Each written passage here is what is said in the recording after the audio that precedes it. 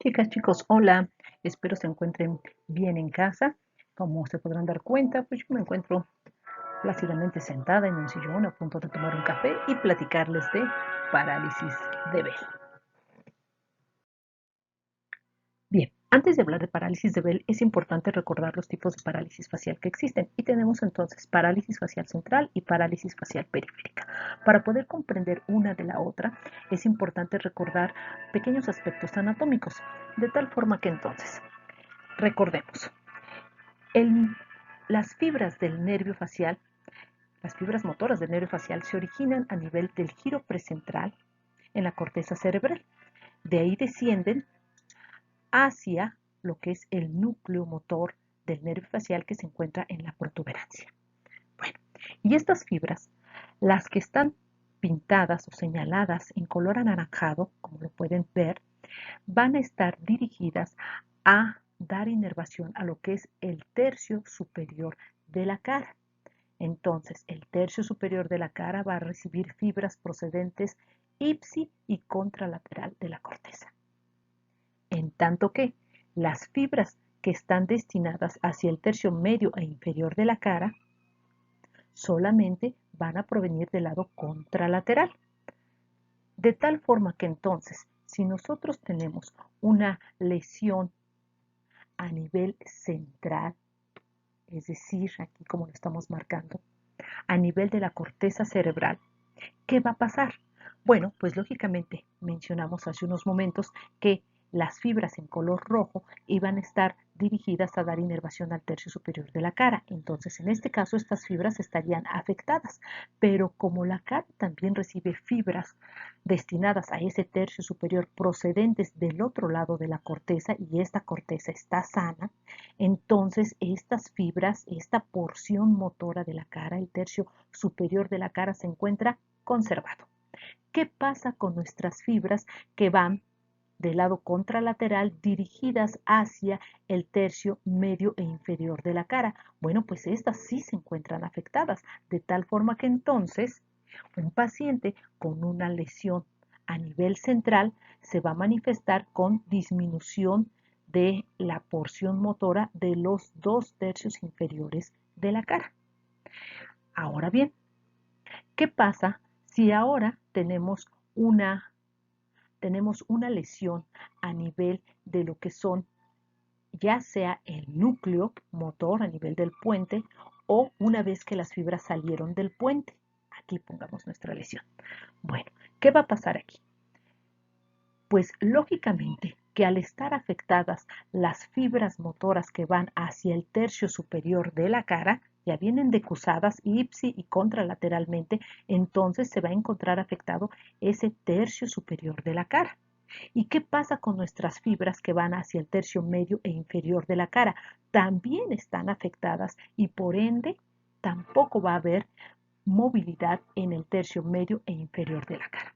De tal forma que entonces, de una manera práctica para poder identificar una parálisis central de una periférica, debemos de recordar que la central siempre va a tener afectado los dos tercios inferiores de la cara, en tanto que la periférica va a afectar toda la hemicara. Pues bien, afortunadamente, solo 10% de los pacientes con parálisis facial van a presentar una parálisis de tipo central, es decir, del ámbito del neurólogo, por un tumor a nivel de la corteza, por una hemorragia cerebral, etc. Pero el 90% de los casos de las parálisis facial van a ser de tipo periférico. Y estas son del ámbito del otorrinolaringólogo o bien del médico de primer nivel. ¿Y cuáles son las principales causas de esta parálisis facial periférica?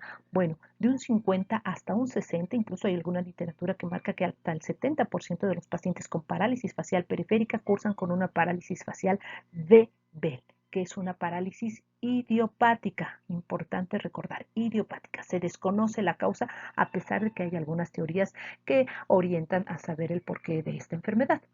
Del 10 al 15% van a ser causadas por el síndrome de Ramsay-Hunt, que ya lo vimos en otros videos, y es una parálisis por herpes zóster. Y el resto de los porcentajes se divide en las de origen traumático, las de origen tumoral principalmente. Ahora sí, vamos a hablar de parálisis de Bell y mencionaremos algunos puntos importantes. El inicio. El inicio es súbito. Se instala entre 48 a 72 horas máximo. Es unilateral. Puede ser una parálisis completa o incompleta. ¿Qué se refiere esto? A incompleta cuando solamente se presenta una paresia y completa a cuando se presenta toda la parálisis facial. Y es rápidamente progresiva. No olvidarlo porque eso también nos permite diferenciar de otro tipo de parálisis facial. La sintomatología. Recordemos que el nervio facial es un nervio mixto, de tal forma que entonces va a tener afectados todas las ramas. La parte motora se va a manifestar con una disminución de los músculos de la expresión facial. La parte sensorial con disminución en la percepción gustativa. Recordemos que una de las ramas del nervio facial, específicamente la cuerda del tímpano, se encarga de dar la percepción de los sabores a los 2/3 anteriores de la lengua. Se va a encontrar también afectada la parte parasimpática, que es la que nos va a permitir la producción de la lágrima y de la saliva y por lo tanto, bueno, pues también se va a encontrar afectada. En la exploración física, ¿qué voy a hacer? Voy a revisar las gesticulaciones de mi paciente, pero tiene que ser con un cierto orden, chicos, de arriba hacia abajo de la cara, para que difícilmente se nos pueda pasar una parálisis central de una periférica. Entonces, vamos a empezar pidiéndole al paciente que arrugue la frente, que frunce el ceño, que levante las cejas. De ahí nos bajamos hacia los ojos pidiéndole que apriete los ojos, que arrugue la nariz, que infle las mejillas y finalmente que nos muestre los dientes. De esta manera entonces vamos siguiendo un orden en la exploración de nuestro nervio facial. Punto importante también en nuestra exploración física es la otoscopía, la cual nos va a permitir hacer diagnósticos diferenciales como lo veremos más adelante. Otro punto también es la exploración del resto de los pares craneales para descartar alguna parálisis de origen central. Y finalmente, la exploración de todo el macizo facial, específicamente del área de la parótida. ¿Por qué? Porque sabemos que una vez que sale el nervio facial del cráneo a través del agujero estilomastoideo, se dirige hacia la parótida para dar las ramas motoras terminales. Entonces, alguna lesión a este nivel, a nivel de la parótida, puede ser la causa de esta parálisis. Y finalmente, el diagnóstico. El diagnóstico es clínico. No lo olviden, es clínico básicamente. Hablemos del diagnóstico diferencial, importante para poder orientar aún más nuestro diagnóstico de parálisis de Bell. Y entonces, tenemos a nuestro paciente con una parálisis facial periférica. ¿Por qué dijimos que es periférica? Porque afecta toda la hemicara. Bueno, entonces, si yo tengo un paciente con parálisis facial periférica, pero a la exploración física del pabellón auricular encuentro vesículas en el pabellón, más hipoacusia, más vértigo, esto me hace pensar entonces en un síndrome de Ramsay-Cohn, es decir, una parálisis facial periférica, pero secundaria al virus del herpes zóster. Si yo tengo una parálisis facial periférica acompañada de antecedentes de traumatismo cráneoencefálico y a la exploración física encuentro otorragia o incluso perforación de la membrana timpánica, entonces mi sospecha es de una parálisis facial periférica, sí, porque está afectada toda la hemicara, pero de tipo postraumática. Generalmente los traumatismos que causan esta parálisis facial son fracturas del hueso temporal. Otro ejemplo más, si yo tengo un paciente con parálisis facial periférica, pero que a la otoscopía encuentro una membrana timpánica perforada con la presencia de otorrea, esto me hace pensar entonces no en una parálisis facial de Bell, sino en una parálisis facial como complicación otológica o intratemporal de una otitis media. Si yo tengo un paciente con parálisis facial pero lentamente progresiva, parálisis facial periférica, pero lentamente progresiva, y a la exploración del macizo facial encuentro un aumento de volumen en el área de la parótida, lógicamente estaré pensando que es una parálisis facial, pero secundaria a un tumor parotídeo. Otro ejemplo más, podríamos pensar en un paciente con una descompensación metabólica, llámese un paciente diabético descompensado que acude a nuestro consultorio con una parálisis facial periférica. No podríamos decir que es una parálisis de Bell. puesto que esto se debe a un descontrol de su glucosa. Entonces sería una parálisis facial periférica, pero de tipo metabólico. Entonces, como se podrán dar cuenta, es fundamental descartar las otras posibilidades de parálisis facial. Para hacer diagnóstico de parálisis de Bell es porque se trata de un paciente sano de etiología desconocida esta parálisis. Hablemos del tratamiento. Básicamente se divide en no farmacológico y farmacológico. El no farmacológico consiste en, punto número 1, tranquilizar a nuestro paciente explicándole el porqué de esta situación, las posibilidades que tiene de recuperación completa. 2. Cuidados de ojo. Recordemos que la mayoría de nuestros pacientes no pueden tener una oclusión palpebral adecuada y entonces la córnea queda expuesta todo el tiempo, favoreciendo abrasiones corneales. Entonces deberemos de recomendar el uso de lágrimas artificiales, el uso de gafas al salir a la calle y la oclusión palpebral durante las noches para que no se encuentre expuesta la córnea. Y también un punto fundamental es la fisioterapia. Esto se realiza pues a través de preferencia con un fisioterapeuta. Y hablando del tratamiento farmacológico, hacemos mención sobre todo a dos puntos importantes, lo que son los esteroides a dosis de reducción y los antivirales. El tratamiento está enfocado en las teorías que nos orientan a pensar el porqué de esta patología, que básicamente son teorías de tipo vasculares, de tipo inflamatorio, de tipo virales. Entonces, bueno, pues con base en esto es que se da este tratamiento. Los esteroides ahorita se los voy a mostrar en un esquema y los antivirales, bueno, pues cualquier antiviral podemos recomendar aciclovir, valaciclovir durante 10 días.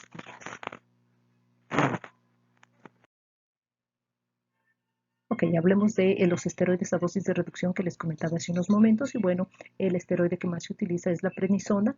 La dosis que ya conocemos es de 1 miligramo por kilogramo de peso al día y hay que recordar que existen tabletas de 50 y de 5 miligramos. ¿Cómo vamos a manejar este esquema a dosis de reducción? Bueno, pues pongamos el ejemplo. Es un adulto de 60 kilos. Entonces, estamos empezando, si dijimos que pesa 60 kilos, si dijimos que la dosis es 1 miligramo por kilogramo de peso al día, pues lógicamente le van a tocar inicialmente 60 miligramos al día. ¿Cómo voy a hacer esto si no hay tabletas de 60? Bueno, pues puedo utilizar una tableta de 50 miligramos más 2 tabletas de 5 miligramos, lo cual me va a hacer un total de 60 miligramos al día durante 5 días. Pasados estos 5 días, voy a bajar la dosis a 50 miligramos al día por 3 días. Para esto, bueno, pues puedo recurrir a las tabletas de 50 miligramos, entonces aquí no va a ser difícil, voy a dejarle una tabletita de 50 miligramos por 3 días. Posterior a estos 3 días, sigo descendiendo mi dosis ahora a 40 miligramos al día por 3 días. No existen tabletas de 40 miligramos, entonces, ¿cómo le voy a hacer? Bueno, pues un ejemplo sería partiendo la mitad de la tableta de 50 miligramos, que vendrían correspondiendo a lo que serían 25 miligramos, y para completar los otros 40 le puedo agregar 3 tabletas de 5 miligramos y entonces ya tengo mi total de 40 miligramos al día. Y de ahí, esto es por 3 días también, y de ahí me voy bajando a 30, a 20, a 10 y así sucesivamente hasta quedar la dosis de 5 miligramos por 3 días y suspender. Aquí básicamente es estar jugando un poquito con la presentación de las tabletas para saber cómo se las debe de administrar. Pero bueno, la idea de esta diapositiva era mostrarles cómo se hace un esquema de reducción que les puede ser útil tanto para la parálisis de Bell como para la hipoacusia súbita que habíamos visto en el video anterior.